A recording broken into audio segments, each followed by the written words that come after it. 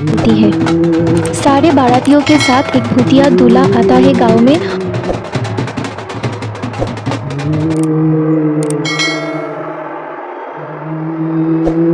और गांव से एक जवान लड़की को उठा के लेके जाता है। गांव वालों, दिखाई और सुनाई नहीं देता क्या? देखो बारात आई है, हमारा स्वागत नहीं करोगे? मेरी दुल्हन कहाँ पे है? मुझे दिखाई नहीं दे रही।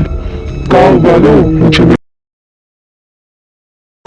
एक रामनगर नाम का गांव था जहाँ पे 100 साल पहले एक मेले में आग लग गई थी और फिर वो मेला श्रापित बन गया था।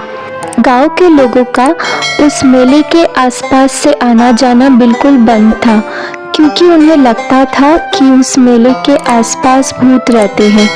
हर अमावस्या की रात वहाँ से एक भूतों की बारात निकलती है।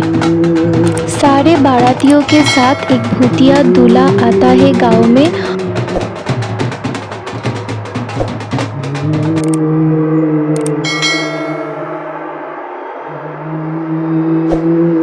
और गांव से एक जवान लड़की को उठा के लेके जाता है। आज फिर अमावस्या की काली रात आ गई। घर में एक जवान बेटी है, मैं कैसे उसका रक्षा करूं? घबराने की कोई बात नहीं। मैंने सारी खिड़की दरवाजे बंद कर दिए हैं। कोई भी दरवाजा खटखटाए तो कोई नहीं खोलेगा और आज पूरी रात हम नहीं सोएंगे। पिताजी, मुझे कुछ होगा तो नहीं ना? मुझे इस भूतिया बारात के साथ नहीं जाना।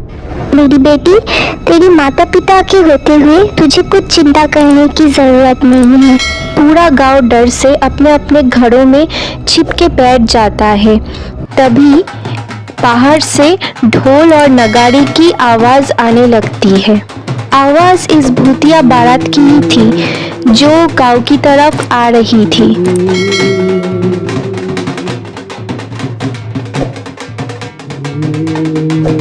गांव वालों, दिखाई और सुनाई नहीं देता क्या? देखो बारात आई है, हमारा स्वागत नहीं करोगे? मेरी दुल्हन कहाँ पे है? मुझे दिखाई नहीं दे रही। गांव वालों, मुझे मेरा दुल्हन दे दो। निर्मला अपनी फूल सी बेटी को एक कोने में छुपा के बैठी थी। गांव वालों, मैं आया हूँ तो दुल्हन लेके ही जाऊंगा। अब तुम लोगों की मर्जी कि तुम लोग अपनी मर्जी से लड़की को भेजोगे या फिर तुम्हारे मातम के साथ मैं उसे मेरे साथ ले जाऊं।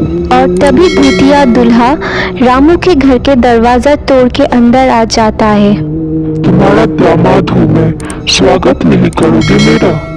मेरी बेटी को छोड़ दो, वो अभी बच्ची है। मेरी फूल सी बच्ची अभी शादी की लायक है नहीं।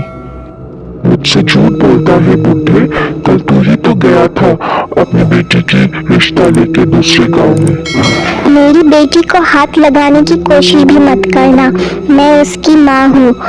मैं तुम्हें नहीं छोड़ूंगी। और फिर भूतिया दूल्हे को बहुत गुस्सा आता है और फिर वो उसकी मम्मी पापा को वहीं पे मार डालते हैं। लड़की अपने कमरे में जैसे तैसे छुप के बैठी थी। छोड़ो मुझे अपने माता पिता के पास जाने दो। पर वो भूत उसकी एक नहीं सुनता। अगली ही सुबह रिया और उसके घर वालों के सांस में सांस आते हैं। कल तो हम बाल बाल बच गए और जो उन लोगों के परिवारों के साथ हुआ वो हम लोगों के परिवारों के साथ नहीं होना चाहिए। लेकिन हम कब तक उसकी रक्षा करेंगे? एक दिन तो वो भूत उसको भी उठाकर ले जाएगा। उस रात के बाद पूरे गांव में डर का माहौल छाया हुआ था। गांव वालों, ऐसे कब तक चलेगा? वो भूत बेधड़क आते हैं और हमारी बेटियों को उठा के लेके चले जाते हैं। अभी हम लोगों को कुछ तो करना पड़ेगा। रामू की बेटी हम लोगों की भी तो बेटी ही थी ना। ये तो बिल्कुल सही कहा तुमने। गांव की सारी बेटी तो हम लोगों की ही बेटी है। हम लोगों को मिलके भूत का सामना करना पड़ेगा।